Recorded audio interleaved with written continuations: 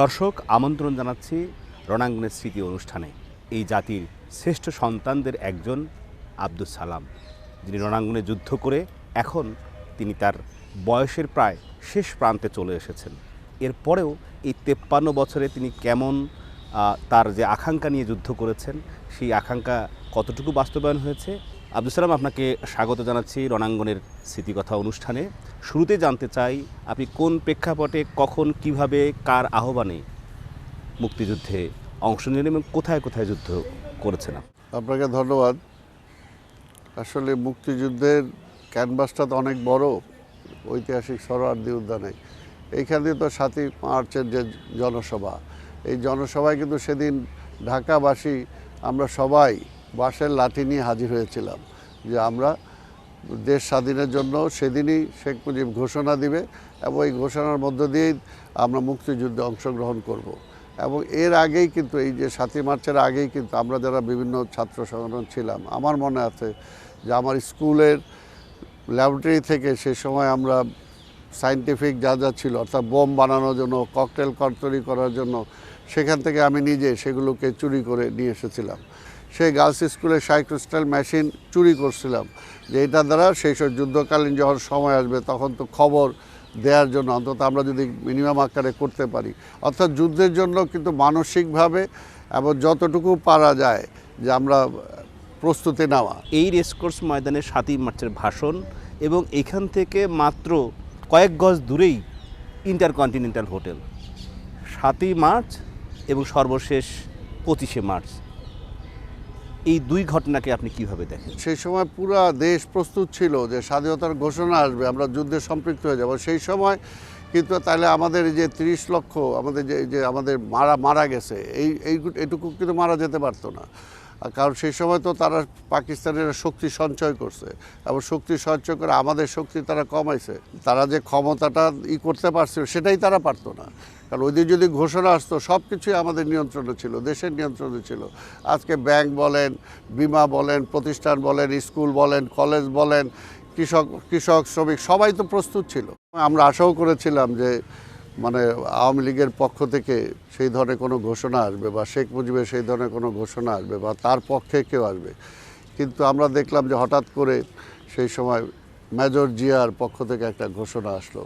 এবং মেজর জিয়া কোথায়, যে তিনি কালুরঘাট বেতার কেন্দ্রে আছেন। অর্থাৎ সেইখানে তাকে যে মেরে ফেলার জন্য তাকে সেখানে ষড়যন্ত্র করেছিল, কিন্তু সেখানে সে রিভোল্ট করে বলা চলে যে মুক্তিযুদ্ধেরই সেখান থেকে সে অফিসিয়ালি সূচনা করলো। এবং তার মধ্যে দিয়ে সেনাবাহিনীর অংশগ্রহণ হলো এবং সারা পৃথিবী জানলো যে বাংলাদেশে একটা মুক্তিযুদ্ধ শুরু হয়েছে। সেটা কিন্তু জেনারেল জিয়াউর রহমানের ঘোষণার মধ্য দিয়েই কিন্তু সেটা আমরাও জানতে পেরেছি, সারা পৃথিবী জানতে পেরেছে। প্রথম যে ঘোষণাটা তিনি দিয়েছেন, তিনি কিন্তু সহজে নিজে লিখছেন। তিনি নিজে লিখেই সেটাকে ঘোষণা, ওই যে আওয়ামী লীগে যে বলে পাঠ করছেন, তাহলে পাঠ করলে লিখে দিল কে? লিখে তো কেউ দেয় না, উনি নিজেই লিখছেন, নিজে লিখে নিজে ঘোষণা করছেন। আবার তারপরেও অনেকে যখন বলতেছিল যে পারলে আপনারা বলেন, সেই ঘোষণা করার সাহসে কিন্তু আওয়ামী লীগের কারো ছিল না। এরপর আপনারা ঢাকায় কিভাবে প্রতিরোধ গড়ে তোলেন? যখন জিয়া রহমানের ঘোষণা আসলো, আমি বুঝলাম যে যুদ্ধ শুরু হয়ে গেছে।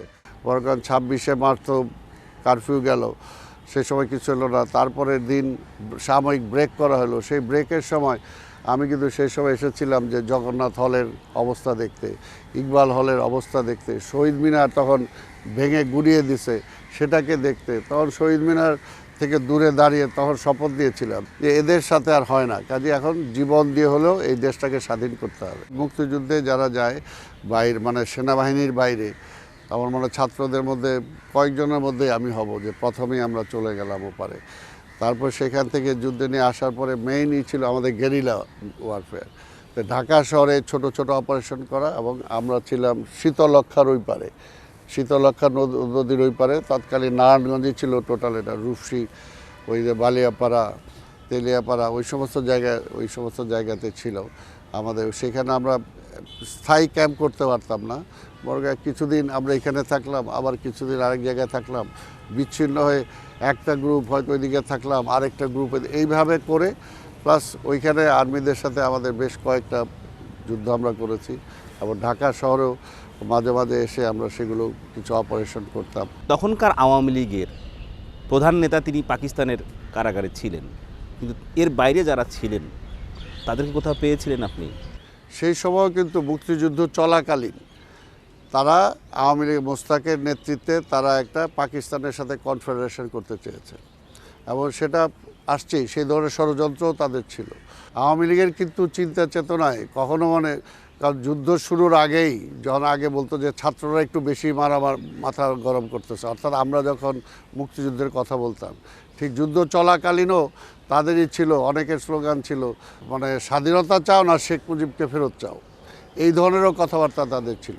তাই কাজে সেইখানে যে বড় আওয়ামী লীগের নেতা যারা ছিল তাদের সেই ধরনের যুদ্ধে অংশগ্রহণ খুব একটা ছিল না।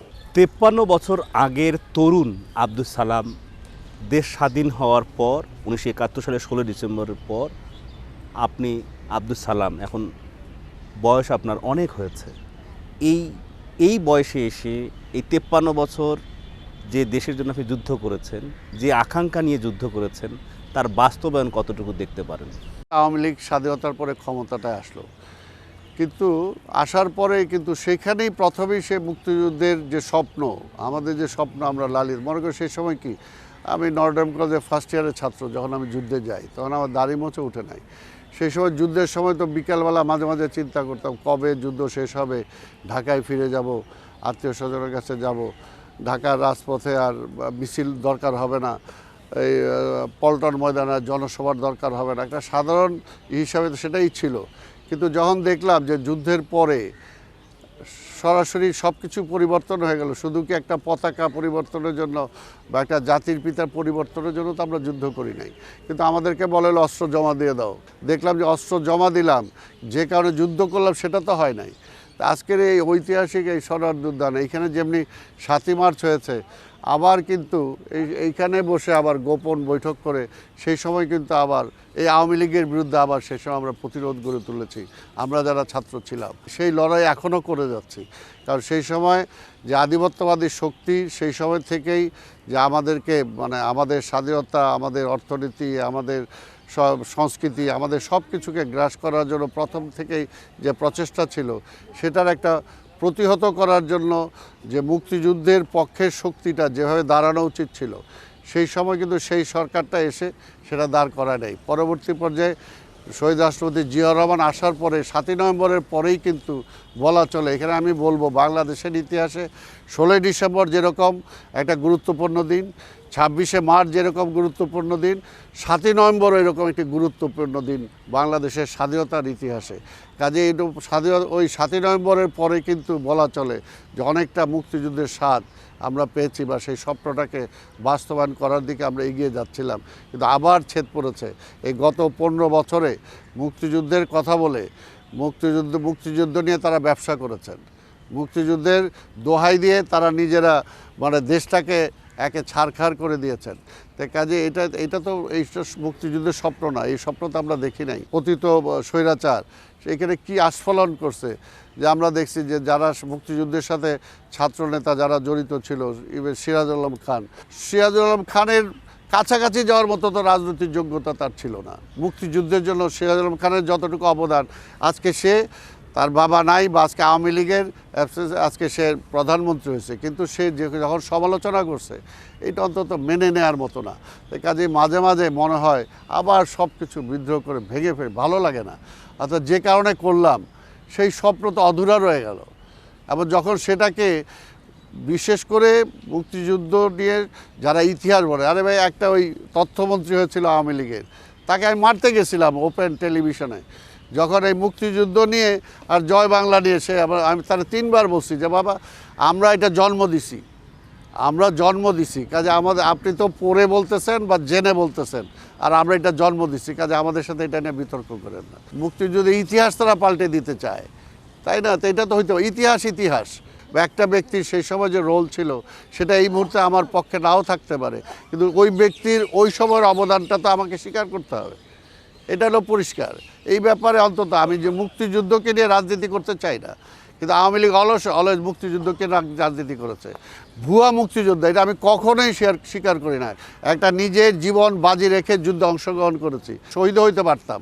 কাজে সে যুদ্ধ করে নাই, কিছু করে নাই, শুধুমাত্র রাজনৈতিক কারণে, দলীয় নেতার কারণে সে মুক্তিযোদ্ধার সার্টিফিকেট নিয়ে নেবে, যে দলেরই হোক।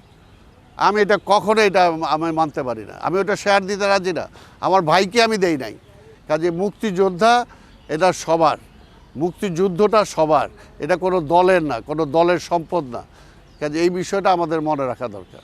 জাতির শ্রেষ্ঠ সন্তান হিসেবে আপনার শেষ বয়সে এসে রণাঙ্গনের স্মৃতি হিসেবে যতগুলো কথা আপনি বলেছেন, নিশ্চয়ই তরুণ প্রজন্ম, নতুন প্রজন্ম সেই কথাগুলোকে ইতিহাসের পাতায় তাদের তথ্য হিসেবে কাজ করবে।